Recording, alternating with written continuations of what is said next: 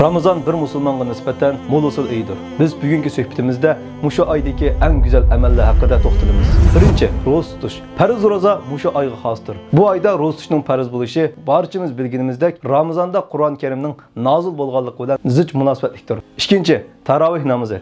Namazmı ro'zaga o'xshash banda bilan Parvardigorining orasidagi munosabatdir. Janob Alloh subhanahu va taolo Ramazon oyida tarovih namozi o'qishni yo'l qo'ygan bo'lib, bu namoz tahajjud namozining bir turidir.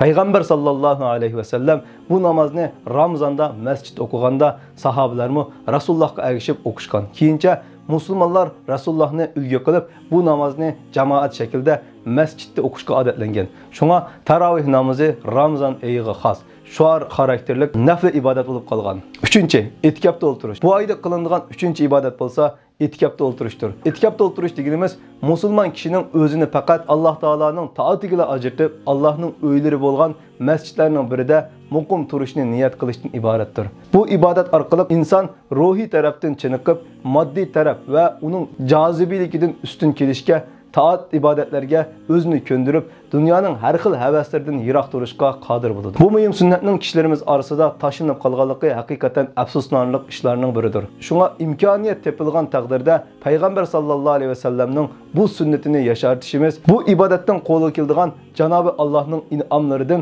mahrum qolmasligimiz kerak. Ata al-Xurosani rahimahulloh bu ibodatga bunday misol keltirgan. Etikafda o'tirgan kishi xuddi cho'ng bir hojat bilan birining darvozasiga kelib, hojatimni ravo qilmoqcha zodi ketmayman deb turib olgan kishiga o'xshaydi. Etikafda o'tirgan kishimi meni Robbim mag'firat qilmoqcha bu joydan zodi ketmayman deydi. 4-chi, sadaqa fitr berish. Sadaqa fitr ro'za hayit munosabati bilan musulmonlarning namratlarga berishi vojib bo'lgan sadaqadir. Bu sadaqa kishi beshiga vojib bo'lganligi uchun kishi beshi zakati deb atildi. Bu sadaqa Ramazon oyida sodir bo'lgan g'ayvat va til haqoratdek ba'zi gunohlarni yuydi. Ramazonda ochliqning ta'mini tetigan kishi och yalang'och qolganlarga bu ozgina sadaqa bilan yordam qilib Ramazondan amaliy dars olgan bo'ladi. Namratlarmi bu sadaqani olib, hech oyamni muhtojlikni his qilmay xushal-xoram o'tkazadi.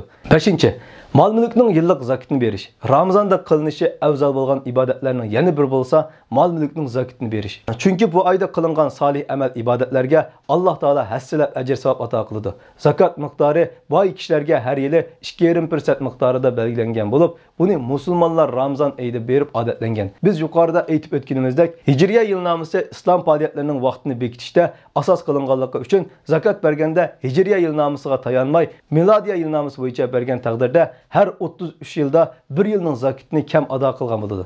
Shunga zakat berganda 1-oyning 1-kunida milodiya yilnomasi bo'yicha bermay, Hijriya yilnomasi bo'yicha berishga diqqat qilish kerak. Ramazonda berib odatlansak, texmi yaxshi bo'ladi. 6-chi, Qur'on o'qish va tanishtish. Ramazon oyi Qur'on oyi deb ataladi. Payg'ambar sallallohu alayhi va sallam har yili Ramazon oyida Jibril alayhisalom bilan o'zaro bir-biriga Qur'on tanishtirib turadi. Vafot bo'lgan yilida 2 qatim bir-biriga tanishotgan. Uning asosan musulmonlar Ramazon kunlarida va tarovihda Qur'on Karim xatmi qilishga odatlangan. Bu ulug' oyda, odatdagi oylarda Qur'on o'qiy olmaydigan kishilar Qur'onni kunda bir pardan o'qib 30 kunda bir tamom qilib bo'ladi. O'qishni bilmaydiganlar har kuni yarim soatdan vaqt chiqarsa, Allohning tavfiqi bilan Ramazon ichida Qur'on o'qishni to'liq o'rgana oladi. 7-chi, xayr ehsonni ko'p qilish. Bu ulug' Ramazon xayr ehsonni ko'p qilish to'liq ahamiyatli bo'lgan bir oy bo'lib, Payg'ambar sallallohu alayhi va sallam boshqa oylar qaraganda bu oyda nihoyatda ko'p xayr saxovat qiladi.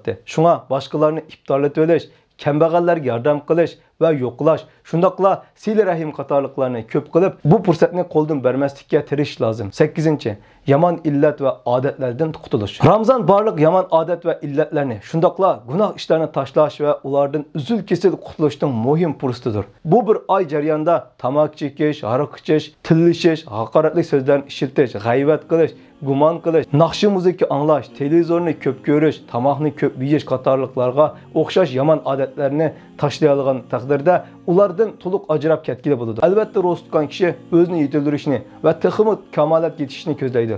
Shunga u o'zidagi yomon illatlarni tashlashga o'zini zo'rlash kerak. Shunda qilganda uning ro'zasi Janobi Alloh uchun bo'lgan bo'ladi. Ro'zaning haqiqiy foydasi ko'rilishi uchun ro'zdor kishi mo'minga yarashmaydigan barliq naloyiq harakatlardan saqlanishi lozim. Buning muhimligini Payg'ambar sallallohu alayhi vasallam mundaq ifodalagan. Shundaq ro'za tutuvchilar borki, ular och va ussiz qilishdan boshqa hech nimaga erisholmaydi.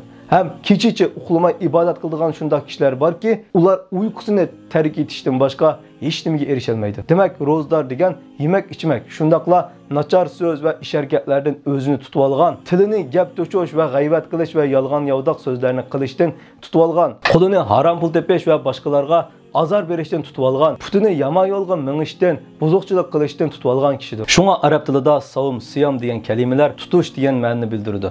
Ya'ni so'z jihatdan bo'lsin yoki ish harakat jihatdan bo'lsin, barliq nachar qiliqdan o'zini tutib olishdir. Boshqalar uni tillagan ahvoldami Payg'ambar alayhisolatu vassalam ko'rsatgan bo'yicha men ro'zdor deb ro'ziga rioya qilishi, ro'zini buzmasligi, nacharlar bilan tang bo'lmasligi kerakdir. 9-umr qilish. Ramazon oyida ado qilingan umrining boshqa oylardagi qaraganda alohida fazilati bor bo'lib, hadisda Rasululloh sallallohu alayhi vasallam Ramazondagi umra hajga barobardir degan. Yana bir rivoyatda Ramazondagi umra men bilan birga qilgan hajga barobar degan.